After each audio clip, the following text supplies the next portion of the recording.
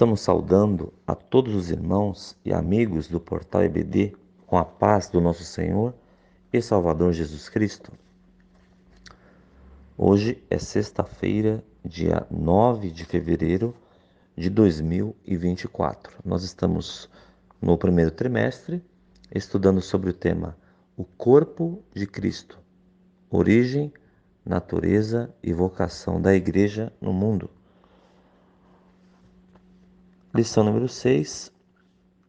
Igreja, organismo e organização.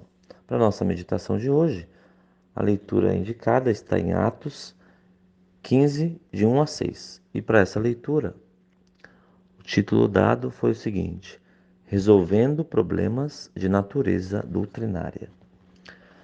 Está escrito assim: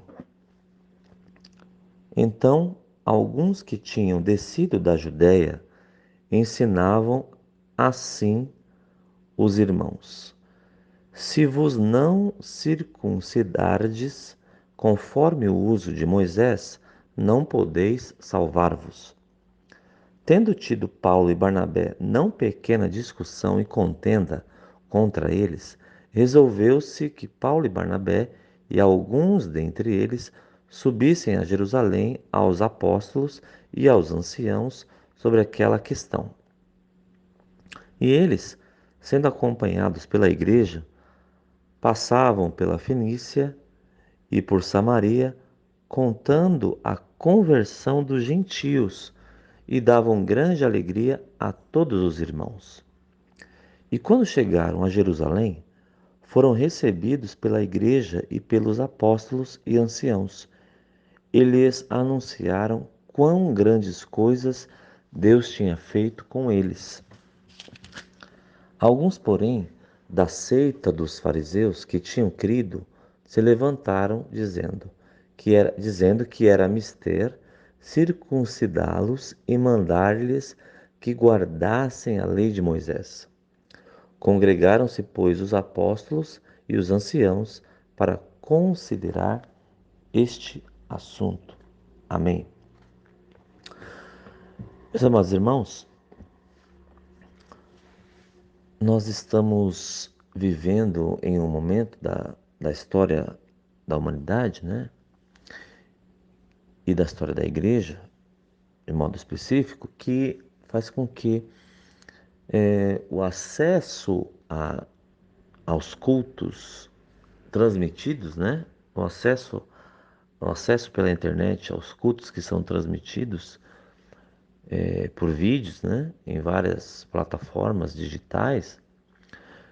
Esse acesso faz com que as práticas litúrgicas e também a doutrina de determinadas igrejas, né, de certas denominações, essa doutrina acabe também influenciando certas práticas no seio da nossa igreja. E aí, dependendo dessa influência que vem de fora, pode haver mistura doutrinária, né, no culto que nós prestamos a Deus. Vamos entender melhor isso, né? Vários pregadores nos últimos anos aí ficaram bem famosos na internet, né? E vários desses pregadores defendem ou manifestam, né, uma teologia divergente da nossa teologia, da nossa doutrina, daquilo que nós cremos, por exemplo, né? E talvez por descuido, mesmo alguns líderes, seja por influência desses mais famosos, desses pregadores famosos, seja por má formação, acabam fazendo com que no nosso culto coletivo, nosso culto público coletivo, essas práticas diferentes, né, da nossa, divergentes da nossa fé, sejam implantadas ou sejam colocadas de modo sutil, por exemplo. E aí é preciso resolver esses problemas, né? certamente uma das ferramentas que nós temos, que é a maior ferramenta, na verdade, é a palavra de Deus. E, portanto, precisamos estar bem conscientes do que a palavra de Deus nos ensina. E para apoiar esse ensino e essa resolução de problemas doutrinários, existem alguns materiais que a igreja tem a seu dispor e esses materiais precisam ser consultados para que, no final das contas, os problemas doutrinários sejam resolvidos. Para apoiar o ensino da palavra, nós temos, por exemplo, a nossa declaração de fé, né? A nossa declaração de fé, que também é chamada de nosso cremos, o nosso credo, né? A nossa confissão de fé e assim por diante. Então, a nossa declaração de fé é um instrumento muito bom para apoiar o ensino sistemático da palavra e assim apoiar a resolução de problemas doutrinários.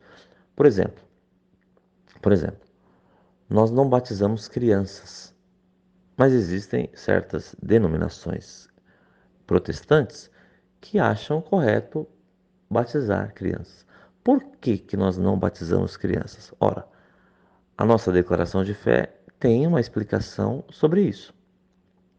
Outro exemplo, nós cremos pela palavra de Deus que a igreja do Senhor vai ser arrebatada antes da grande tribulação. Por aí afora existem denominações que acreditam que a igreja vai ter que enfrentar a grande tribulação. E aí, quem está certo? Ora, pela palavra de Deus nós entendemos o que eu falei anteriormente. E a declaração de fé vai mostrar qual é a nossa crença, qual é a nossa fé, em que nós cremos. É para isso que serve a declaração. E para isso a liderança, enfim, os responsáveis por ensinar a palavra de Deus, por pregar a palavra de Deus, precisam estudar a nossa declaração de fé, para não haver mistura, nem na doutrina, nem na liturgia também, que já tem sido, de certa maneira, corrompida por líderes, por pastores, por dirigentes que não conhecem a nossa doutrina, nem conhecem a nossa liturgia, né? Um terceiro e último exemplo que eu uso aqui agora refere-se à salvação. Afinal de contas, é possível perder a salvação ou, uma vez salvo, salvo para sempre?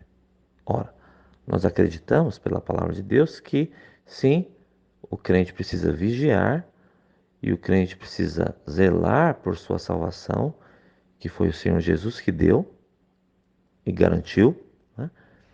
O crente precisa zelar para manter a sua salvação, porque ele pode sim, ele corre o risco de perder e corre o risco de, no final das contas, apostatar da fé.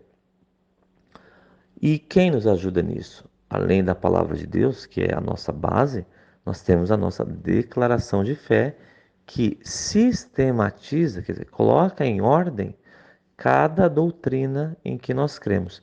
Então, como que nós encaramos a Bíblia, como nós encaramos Deus, quem é Deus para nós, quem é o Espírito Santo, quem é Jesus, qual é a obra de Jesus, o que que é a igreja, o que que é a ordenança do batismo, a ceia do Senhor. Afinal de contas, o pão se torna Jesus na hora da ceia, o pão é um símbolo de Jesus na hora da ceia. Afinal de contas, o que que é o pão? A gente rebatiza pessoas ou não? Tudo isso está em documentos oficiais, como a nossa declaração de fé, algumas teologias sistemáticas que nós temos da nossa confiança e é preciso nós nos apoiarmos nelas.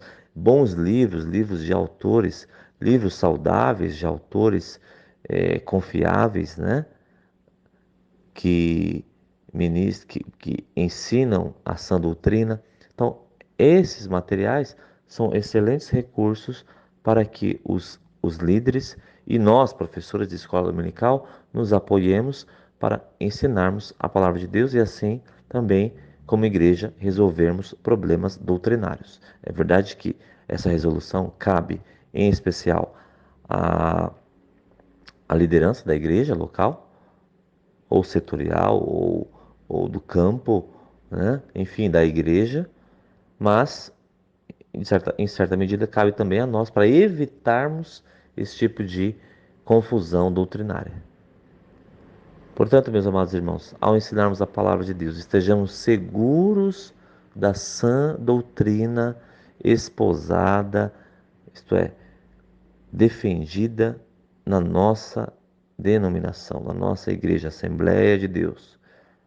Pois fazendo assim, nós evitaremos atritos, problemas, conflitos, confusões, bagunça. Que Deus nos ajude e que Deus nos abençoe. Em nome de Jesus. Amém.